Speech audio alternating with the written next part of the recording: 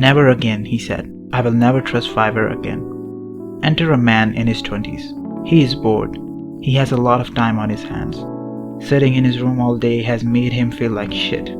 He is not making any money.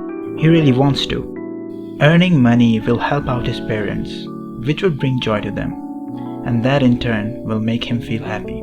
So he starts thinking, what should I do? He is already a long way from his hometown, in a new country, so getting a normal part-time day job is also quite hard. The only choice he's got is to make money through some online venture. Now he knows going online is risky, but he says to himself, I've heard a lot about this website called Fiverr, so let me just try it for once. I mean, how bad could it possibly end up, right? But little did he know, this turned out to be one of the dumbest decisions of his life. Now, the thing is that he didn't really know what he wanted to do on Fiverr. He started thinking about what he wanted to do, but he couldn't really think of anything he was really good at, other than his academics, which really got him nowhere, to be honest. Although he did have some experience writing personal blogs, so going with writing gigs seemed to him as the most logical option. His journey was about to begin, a new adventure. He started to learn about Fiverr, and then he went on to make an account, which actually took a lot of time to make that he was not anticipating at all. Like if someone had told him beforehand that it takes so long to make an account, he wouldn't have bothered. And then there were questions like, am I good enough? You see, he always had a doubting problem, but this time around he was willing to go on ahead no matter what the voices in his head were saying. He had to do it. It wasn't a question of whether he would succeed or not. He had no other option. It was time to do something with his life. Time to make his parents proud. He began working to promote his gig. He shared the link to his gig on LinkedIn, hoping that he would get some customers. Of course, he knew that it takes a long time on Fiverr to get your first few customers. Now, there is something I have to tell you about this guy. His lack of experiences has made him gullible. He trusts people easily. He is not a clever person by any means.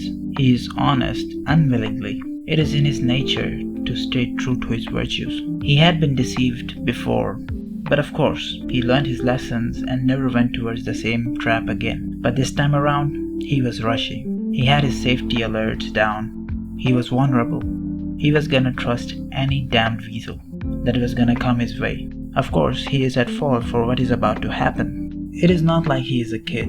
He's a grown-ass man with a mature brain. He should know how to avoid such traps, especially when they're so obvious.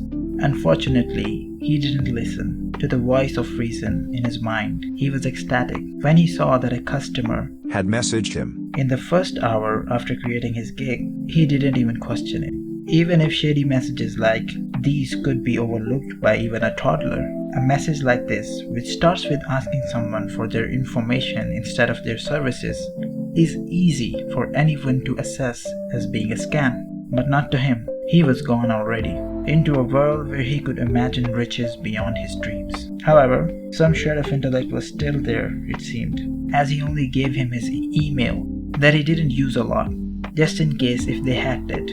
But unfortunately, that was not enough, as when he got an email from Fiverr, at least he thought it was Fiverr, he clicked on it without really questioning his actions. He saw a page that showed him the money the client had paid for his services.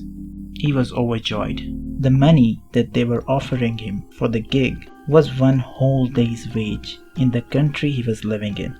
There was just one more thing he had to do. Just one simple thing, and that was to share his credit card information. Now, at this point, there is no way of defending this guy anymore. He would be stupid to share he shared his credit card information with them. To his surprise and no one else's, they were lying. The funniest part of it all is that he didn't even realize it at the moment that he was scammed. It was actually his mom that came to that conclusion. After realizing what had actually happened, he felt like the dumbest person in existence. He had been betrayed yet again. He did use safety precautions, he thought, but they were not enough. He felt angry at himself, but more so at the people who had scammed him. Fortunately, he had his credit card blocked in time. There weren't any dire consequences, apart from the fact that he felt like a loser yet again. He had been tricked again.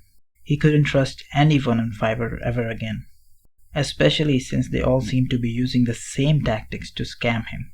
Only scammers messaged him for the next few days. He had lost all hope on Fiverr. Never again, he said.